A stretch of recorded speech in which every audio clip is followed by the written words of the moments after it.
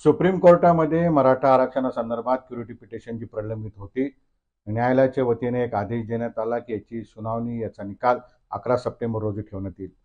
मी न्यायालयाला एक विनंती अर्ज या ठिकाणी केलेला आहे की महाराष्ट्रामध्ये आज जी परिस्थिती आहे, विद्यार्थी आरक्षण नसल्यामुळे, टिकाऊ आरक्षण नसल्यामुळे शैक्षणिक ॲडमिशनपासून वंचित आहेत।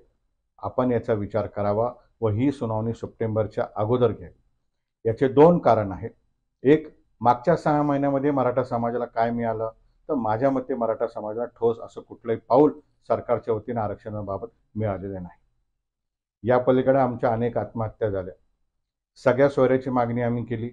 सगळ्या सोयरीच्या मागणीचा फायदा जरी आम्हाला कमी लोकांना होणार असला, एखाद्या लाख लोकांना जरी होणार असला, परंतु राहिलेला मराठा समाज जो 32% आहे, जो आज खुल्या प्रवर्गात आहे, किंवा सरकारने जे नवीन आरक्षण दिलं, हेच आरक्षण मागच्या काळामध्ये मागच्या सरकारने दिलं ते सुप्रीम कोर्टात पेंडिंग आहे। तर ह्या सर्व गुंता लक्षात घेता मी न्यायालयाला विनंती केलेली आहे, आपण ही सुनावणी अगोदर घ्यावी।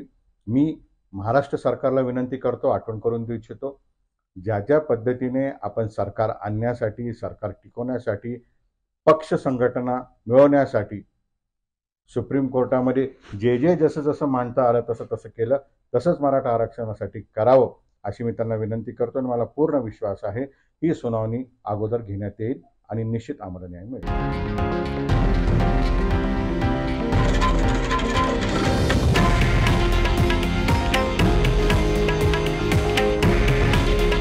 हे आहे देशातील नंबर 1 न्यूज नेटवर्क आणि आपण पाहत आहात TV9 मराठी। काळजी तुमची, हित महाराष्ट्राचं।